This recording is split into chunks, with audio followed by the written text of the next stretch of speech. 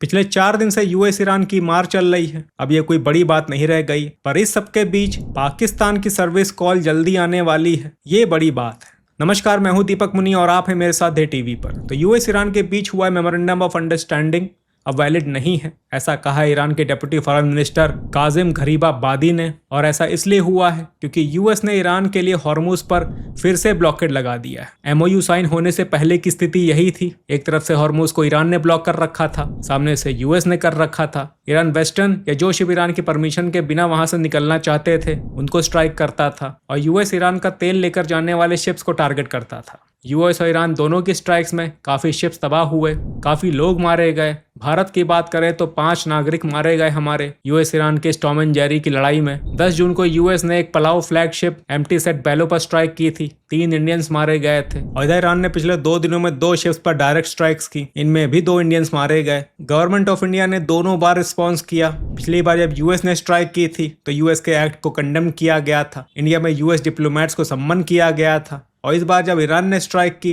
तो भारत ने वही स्टैंडर्ड ऑपरेटिंग प्रोसीजर फॉलो किया, कंडेम किया और ईरान के डिप्लोमेट को सम्मन किया। तो भारत की तरफ से कोई अंतर नहीं है, पर भारत में लोगों के रिएक्शंस पर अंतर जरूर है। जस्ट बिकॉज पिछली बार यूएस ने स्ट्राइक की थी तो काफी हू हल्ला देखने को मिला था, इस बार ईरान ने स्ट्राइक की है तो कोई नहीं बोल रहा।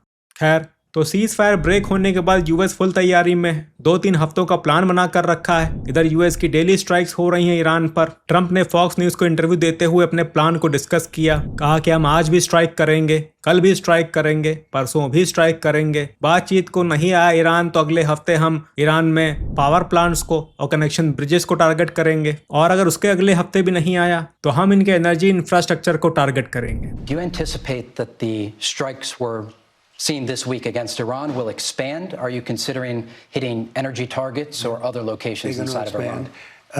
I'll save the energy targets for last, but ultimately we'll hit energy targets, yeah. But we're going to hit them very hard tonight.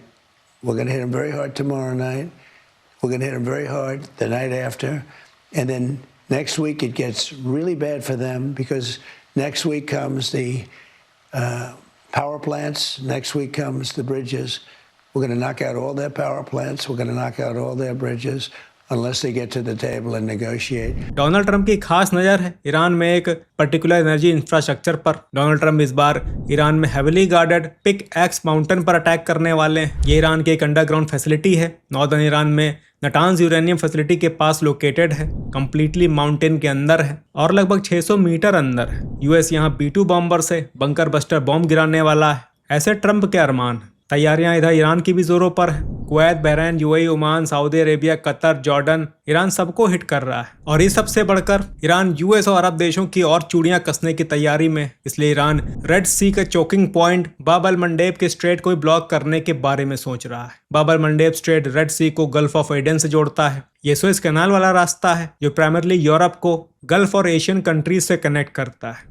इनका सारा ट्रेड इसी रूट से होता है, और इसी रूट से भारत का भी ट्रेड यूरोप और रशिया से होता है। इस रूट पर ईरान के प्रॉक्सी हूती रिबल्स का इन्फ्लुएंस है। पिछले 2 सालों में इजराइल हमास वॉर में हूतीस ने यहाँ काफी शिप्स डुबोए, इसलिए मर्चेंट शिप्स इस रूट को बाईपास करते थे। इसके लिए शिपमेंट्स को पूरा अफ्रीका घूम कर आना पड़ता था, 14-15 दिन एक्स्ट्रा लगते थे, और उसी अकॉर्डिंग एक्सपेंसेस भी बढ़ जाते थे। एक्सपर्ट्स का मानना है कि अगर ईरान ने यह रूट भी ब्लॉक कर दिया तो क्रूड ऑयल के प्राइस सीधे $200 पार जाएंगे। तो अब ये मत सोचिए कि ईरान ये सब कैसे करेगा, क्योंकि ईरान ऑलरेडी इस पर काम करना शुरू कर चुका है। अभी 2 दिन पहले नॉर्दर्न यमन के सना एयरपोर्ट पर एक स्ट्राइक हुई। इरादा था रनवे को डिस्ट्रॉय करना ताकि उस रनवे पर एक ईरानियन प्लेन लैंड ना हो सके। ये सना एयरपोर्ट जो नॉर्दर्न यमन में है, यहाँ पर हूतीज का कंट्रोल है, इसलिए ये ईरानियन प्लेन लैंड ना हो सके तो यमन की इंटरनेशनल बैक सरकार ने यहाँ पर स्ट्राइक कर दी। इनको सऊदी अरेबिया का सपोर्ट है। ये और सऊदी अरेबिया ये मानते हैं कि ईरान पैसेंजर प्लेन की आड़ में यहाँ पर IRGC के ट्रुप्स और हूतीज के लिए एडवांस वेपन्स के कंपोनेंट सप्लाई कर रहा है, और इसलिए इसको रोकना जरूरी है।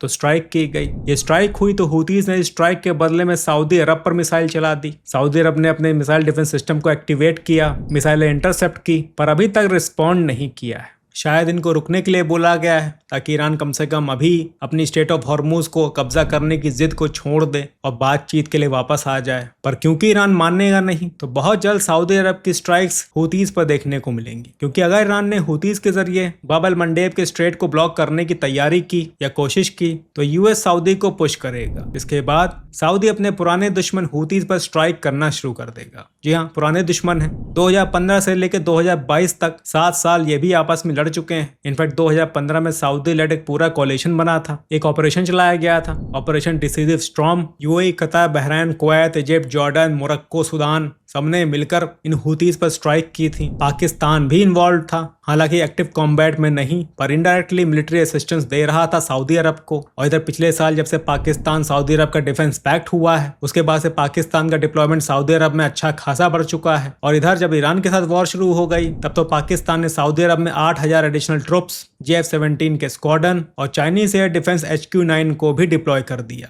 जी हाँ, वही आसमानी बिजली वाला। और क्योंकि इनका एक डिफेंस पैक्ट है तो सऊदी अरब को पाकिस्तान की सर्विस जल्द लगेगी। तो जिस तरह से डोनाल्ड ट्रंप एस्केलेट कर रहे हैं उधर ईरान भी नहीं मानना है, तो बहुत समय नहीं है, पाकिस्तान इस वॉर में डायरेक्टली इन्वॉल्व हो जाएगा। और इस वक्त पाकिस्तान में जैसे सूरत हाल है उसके बाद क्या हो सकता है ये बताने की जरूरत नहीं। तो चलिए, काफी हो गया आज के लिए, कल फिर मिलते हैं और अपडेट्स के साथ।